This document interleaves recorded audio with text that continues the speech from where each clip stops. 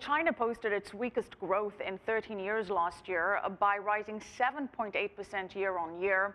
But a rebound in the final quarter pointed to recovery. The January CPI and PPI data will be released soon. And joining us with his outlook is Leland. He's the president of the China Beige Book International, which is an independent source of data and analysis on China's economy. Leland, thanks for joining us. Let's start off with the CPI data. It was 2.5% in December. What are your expectations? Well, I think you're going to see stronger data for January, but I should preface the comments by saying that most of this data is not that useful. Chinese New Year throws a wrench into figuring out year-on-year comparisons. Chinese New Year was January last year, February this year. When you do year-on-year comparisons, you're also worried about the number of work days, and so I wouldn't look too close at this. I think that the market will overestimate its importance. So what do you think is a more accurate data point? I think you need to look back at what you saw quarterly growth over quarter four. You're not going to be having another good reading until probably March or so. And monthly data is somewhat unreliable anyways. We like to see what the trends are over the course of 3 months or so. And then you're not buying it, you're not looking at dips, you're not looking at inclines and reading into the wrong pattern over time. Well, let's focus more on China's growth. Most economists are predicting a 7.5% growth for the year. Is this something that you agree with? Well, you know, if you look at what the World Bank and the IMF and most of Wall Street are talking about, they're exuberant on this. They're talking 8.2, 8.4. You see some banks that they're talking about as high as 8.6. So I think that the Wall Street as a whole has gotten very much enamored with the fact that China's growth train is back on track. Now we're seeing, China Beige Book saw a growth rebound in the fourth quarter. We did see some strong sectors, but we did see some headwinds, some pretty significant ones. Now, one of the sectors that you mentioned that you think is going to be a source of growth is retail. Retail's been performing very well. One of the mistakes people make is they assume that retail automatically means household consumption. It doesn't. It's a little bit more difficult to look at that. But what retail's growth shows you is that consumers are doing more, generally speaking. And so if you're talking about the need to rebalance the economy, then having stronger retail growth, especially vis-a-vis manufacturing, is a very good thing.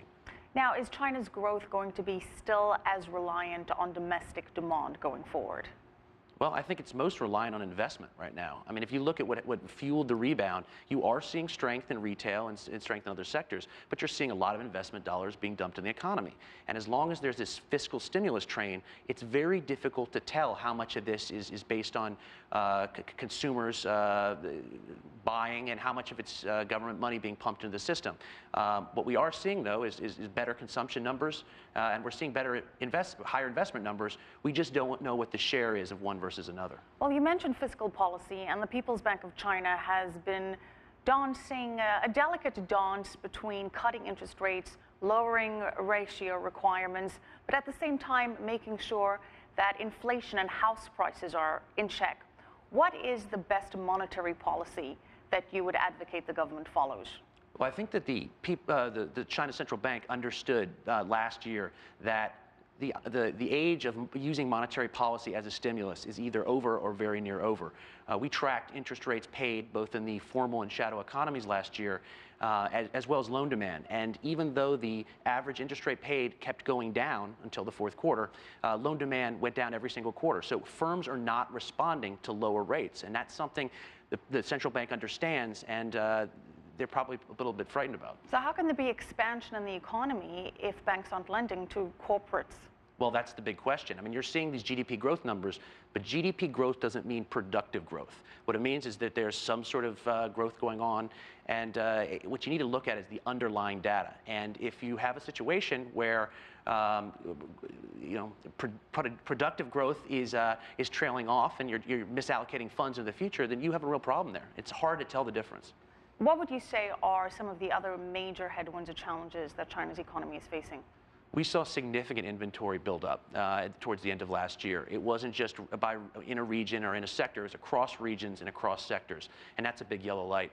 And the other thing is back to corporate loan demand. No matter what was happening, firms were not borrowing. And so it's very hard to see an expanding economy when you have firms not borrowing, and you have inventories building up. So there's some question marks about China's 2013 growth. Okay, thank you for your insight. That's all we have time for. Leland Miller, president of China Beige Book International.